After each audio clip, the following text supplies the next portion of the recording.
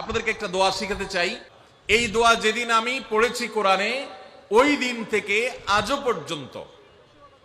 পর্যন্ত আমার মনে হয় না আমার জীবনে 2 মিনিটের কোনো দোয়াও যদি হয়, 1 মিনিটের দোয়াও যদি হয়, মুহূর্তের দোয়াও যদি হয়, আমি এই দোয়াটা কখনো মিস করি বলে, জ্ঞাতসারে মিস করি বলে আমার মনে পড়ে না।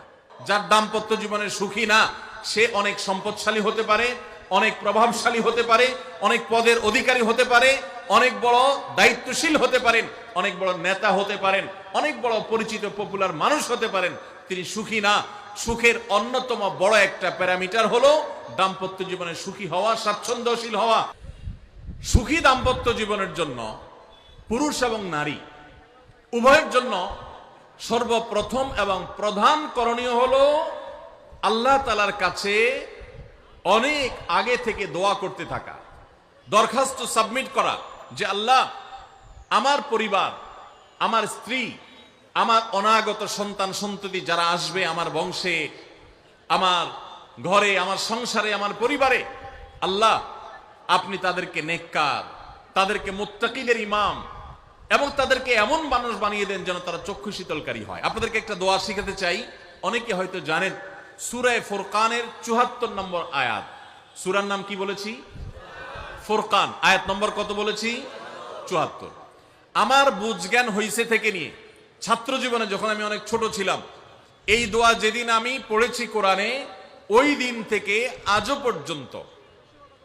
পর্যন্ত আমার মনে হয় না আমার জীবনে 2 মিনিটের কোনো দোয়াও যদি হয়, 1 মিনিটের দোয়াও যদি হয়, মুহূর্তের দোয়াও যদি হয়, আমি এই দোয়াটা কখনো মিস করি বলে, জ্ঞাতসারে মিস করি বলে আমার মনে পড়ে না। ছাত্র জীবন থেকে শুরু করেছি, আজও পড়ে যাচ্ছি। আলহামদুলিল্লাহ, আল্লাহর কাছে শুকরিয়া আদায় করে আপনাদেরকে বলতে পারি, এই দোয়ার সুফল আমি নিজের চোখে দেখেছি, আমি নিজে ভোগ করছি। এজন্য আপনাদেরকে আমি বলতে চাই, বিবাহিত হন কিংবা অবিবাহিত হন, আপনার দাম্পত্য জীবনের সুখের জন্য সর্বপ্রথম এবং প্রধান করণীয় হলো এই দোয়া।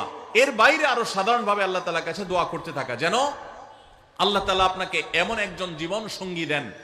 মা বোনরা দোয়া করবেন জীবন সঙ্গী, আপনারা দোয়া করবেন এমন যেন জীবন সঙ্গিনী দেন, যে জীবন সঙ্গী আপনার চোখ জুড়ানোর মতো হবে। দেখুন, আল্লাহর ভাষা এমন যে এই ভাষা তো অলৌকিক, এটাতে কোনো মানুষের ভাষা নয়।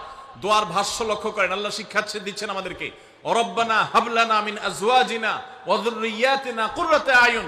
হে আমাদের রব, আমরা আপনার কাছে এমন স্ত্রী চাই, এমন সন্তান চাই, এমন পরিবার চাই, যেই